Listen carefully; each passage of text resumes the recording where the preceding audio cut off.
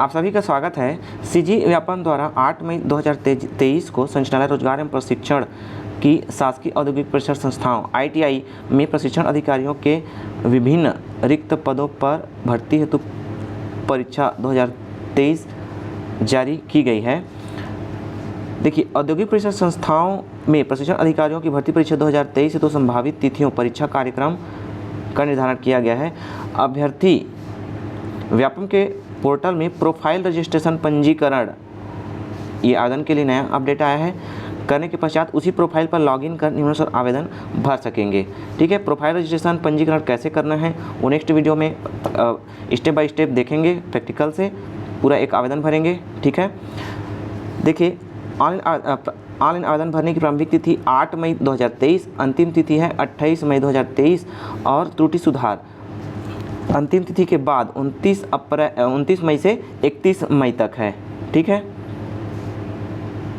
देखते हैं विभागीय विज्ञापन संचालय रोजगार एवं प्रशिक्षण इंद्रावती भवन, नवा रायपुर, अटल नगर, छत्तीसगढ़ द्वारा ये ITI में तृतीय श्रेणी के प्रशिक्षण अधिकारियों के पदों पर नियुक्ति हेतु चयन परीक्षा विभागीय विज्ञापन तो सीजी व्यापम पर ऑनलाइन आवेदन पत्र 8 मई 2023 से आमंत्रित किए जाते हैं।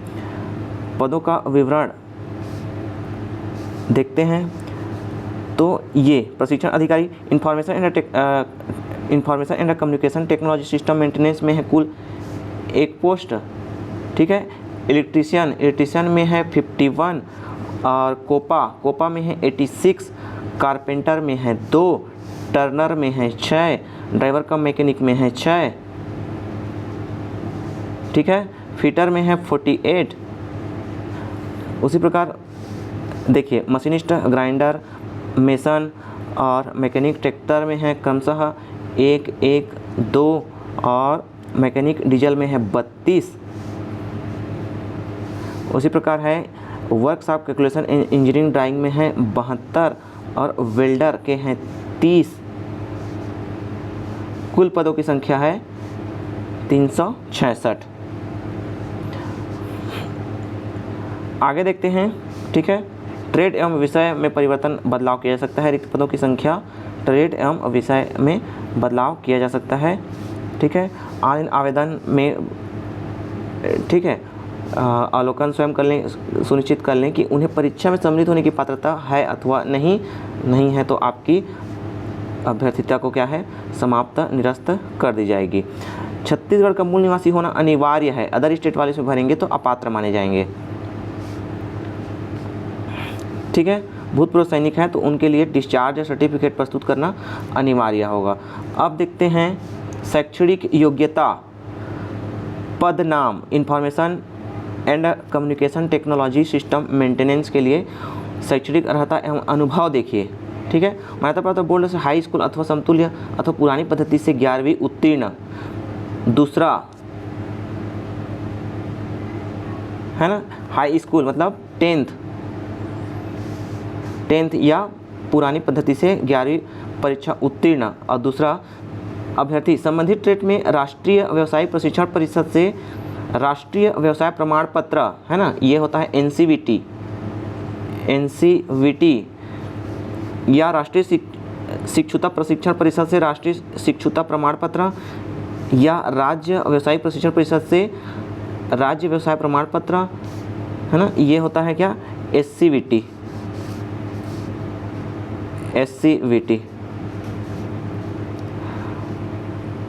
मान्यता प्राप्त विश्वविद्यालय बोर्ड से information technology, computer science, engineering समतुल्य संकाय में उपाधि, पत्रोपाधि, ये सभी में सेम रहेगा ना।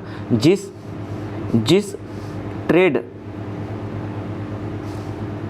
ट्रेड का है वैकेंसी, उसी ट्रेड में क्या है SCVT, NCVT या फिर ये विश्वविद्यालय बोर्ड से क्या उत्तीर्ण होना चाहिए। ठीक है, और अनुभव निर्धारित प्रारूप में प्रस्तुत अनुभव प्रमाण पत्र ही मान्य होंगे, जो कि इसी विज्ञापन के अंत में दिया गया है, उसी प्रारूप में ही मान्य किए जाएंगे। उपाधिधारियों के लिए संबंधित क्षेत्र के व्यवसाय संकाय में 1 वर्ष का शैक्षणिक अनुभव, है ना। पत्रोपाधिधारियों के लिए संबंधित क्षेत्र के व्यवसाय संकाय में 2 वर्ष का शैक्षणिक अनुभव, राष्ट्रीय व्यवसाय प्रमाण पत्र, राष्ट्रीय शिक्षुता प्रमाण पत्र, राज्य व्यवसाय प्रमाण पत्र एवं राष्ट्रीय शिक्षुता प्रशिक्षण परिषद से राष्ट्रीय शिक्षुता प्रमाण पत्र धारियों के लिए संबंधित क्षेत्र के व्यवसाय में 3 वर्ष का शैक्षणिक अनुभव होना चाहिए।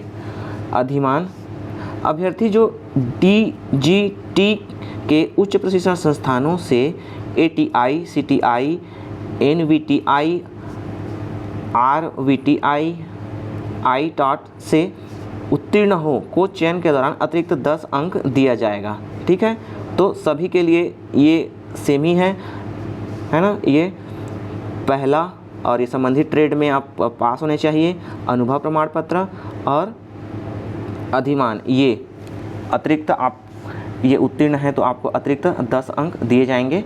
तो ये इलेक्ट्रीशियन के लिए भी सेम ही है, देख लीजिएगा वीडियो को पास करके। कोपा के लिए भी सेम ही है, संबंधित ट्रेड में आप उत्तीर्ण रहें SCBT, NCBT या किसी विश्वविद्यालय बोर्ड से BCA, PGDCA, DCA। बाकी आपको अनुभव भी होना अनिवार्य है। कारपेंटर के लिए भी सेम है, संबंधित ट्रेड में आप पास होने चाहिए और आपको अनुभव होना चाहिए। टर्नर के लिए भी सेम है, आप देखना चाहें तो वीडियो को पास करके देख लीजिएगा। ड्राइवर कम मैकेनिक के लिए भी सेम ही है। प्रशिक्षण अधिकारी ड्राफ्ट्समैन मैकेनिकल के लिए भी ये सेम है। ठीक है, प्रशिक्षण अधिकारी फिटर के लिए भी सेम है। मशीनिस्ट के लिए ये शैक्षणिक योग्यता है, आप वीडियो को पास करके देख सकते हैं। देखिए, मशीनिस्ट ग्राइंडर के लिए शैक्षणिक योग्यता। प्रशिक्षण अधिकारी बिल्डिंग कंस्ट्रक्टर के लिए भी, मैकेनिक ट्रैक्टर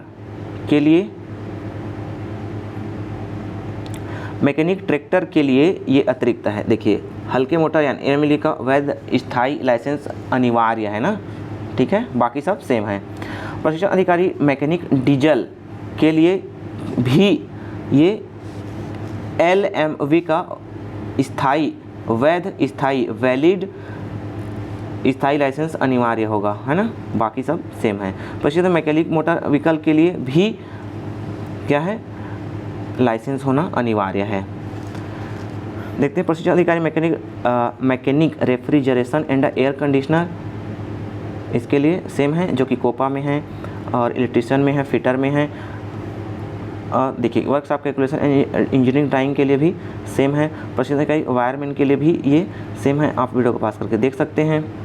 वेल्डर के लिए भी वही सेम शैक्षणिक योग्यता है, बस आपको संबंधित ट्रेड में पास होना अनिवार्य है। शीट मेटल वर्क,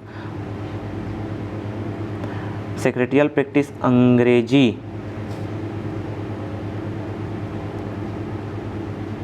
इसमें भी सेम ही है। प्रशिक्षण अधिकारी सीविंग टेक्नोलॉजी, इसमें भी सेम ही शैक्षणिक योग्यता है।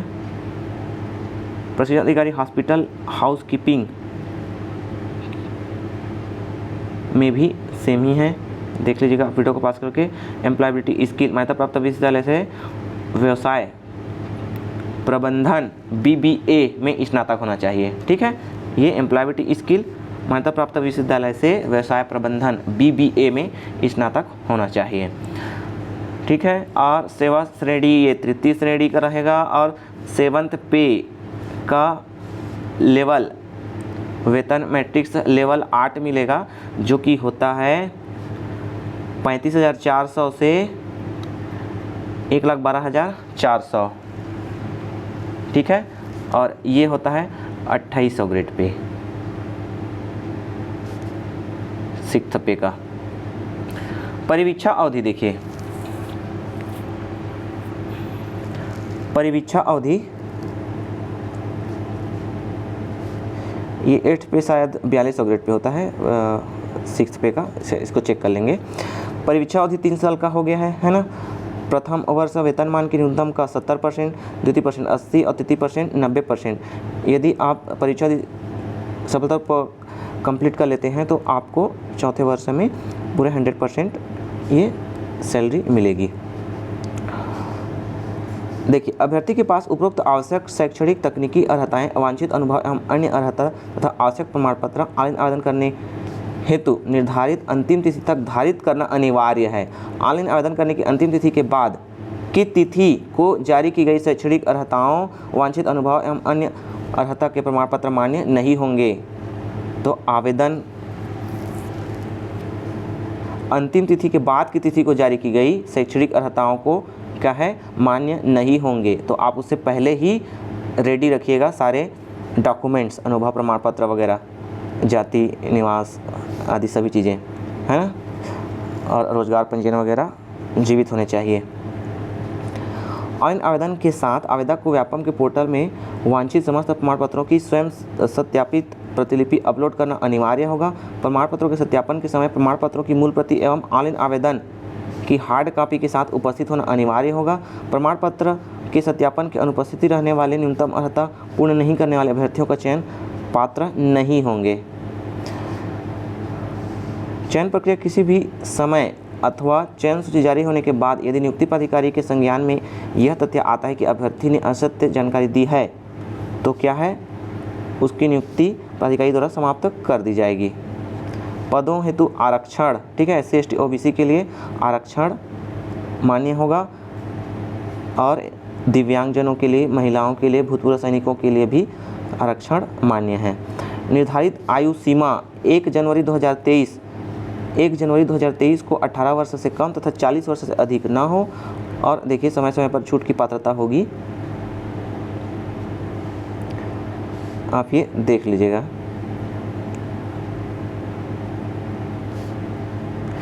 यदि अभ्यर्थी SC ST OBC का हो तो उसे उच्चतर आयु सीमा में 5 वर्ष की छूट दी जाएगी।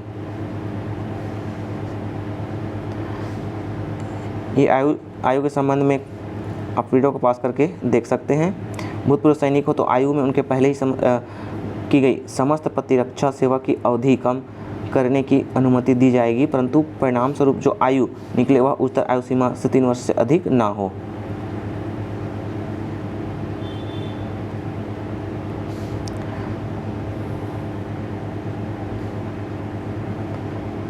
बाकी आप ये वीडियो पास करके देख लीजिएगा।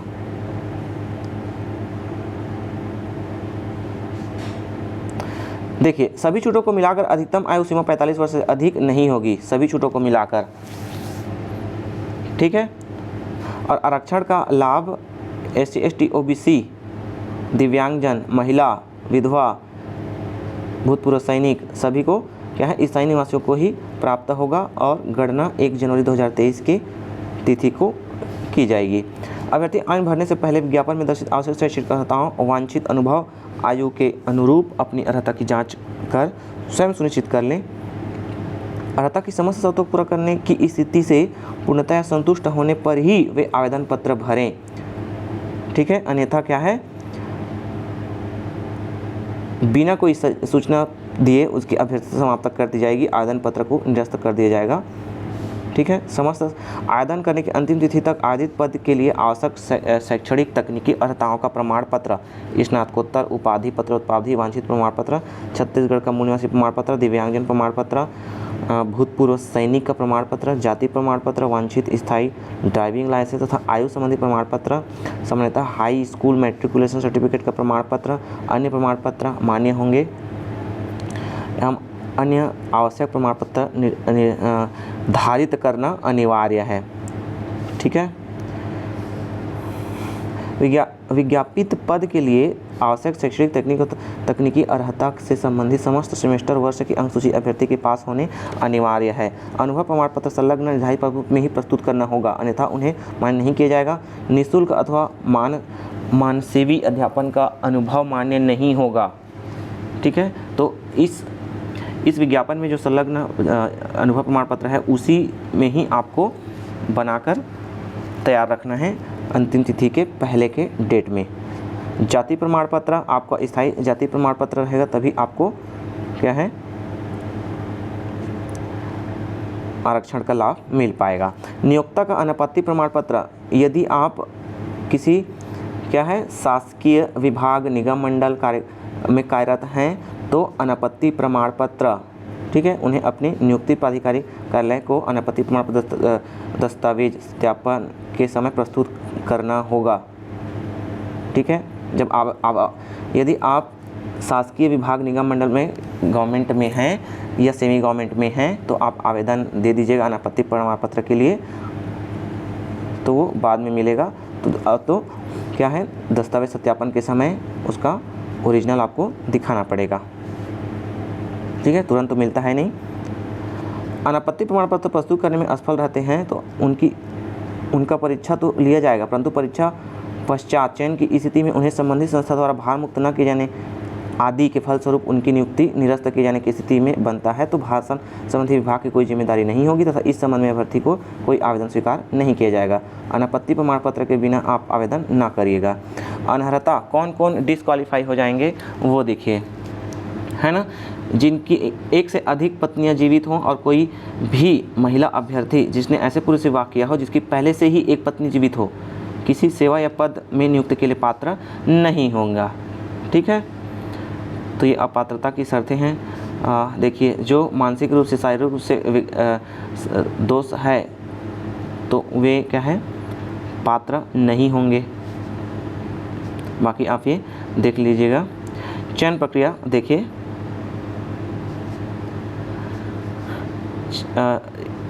परीक्षा तो सीजी व्यापन द्वारा ली जाएगी। सहायक परीक्षा मंडल आयोजित परीक्षा परीक्षा प्राप्तांकों, है ना, प्रतियोगी परीक्षा के प्राप्तांकों एवं विज्ञापन में दर्शित अधिमान यदि कोई हो को मिलाकर अंतिम मेरिट सूची तैयार की जाएगी। ठीक है, अनुभव वगैरह सबको मिलाकर आवेदन पत्र प्रमाण पत्रों के सत्यापन, ट्रेडवार, विषयवार, परीक्षा पाठ्यक्रम, परीक्षा योजना, ऑनलाइन आवेदन की तिथि आदि की विशेष जानकारी निर्देश व्यापम की वेबसाइट vyapam.cgstate.gov.in पर देखा जा सकता है। भर्ती प्रक्रिया के संबंध में किसी भी विवाद स्थिति होती है तो विज्ञापन को निरस्त करने का अधिकार नियुक्तिकर्ता प्राधिकारी को होगा। चयनित उम्मीदवारों का पुलिस वेरिफिकेशन कराने तथा जिला चिकित्सालय से फिटनेस प्रस्तुत करना अनिवार्य होता है। ठीक है, इस विज्ञापन के अधीन होने वाली नियुक्ति पूर्णतः अस्थायी नियुक्ति है, अतः नियुक्ति की शर्तों के अनुसार किसी भी समय आवेदक की सेवाएं समाप्त की जा सकती है, सभी विज्ञापन में लिखा रहता है। ठीक है, तो यदि आप देखते हैं ये अनुभव प्रमाण पत्र का प्रारूप, ये है अनुभव प्रमाण पत्र का प्रारूप।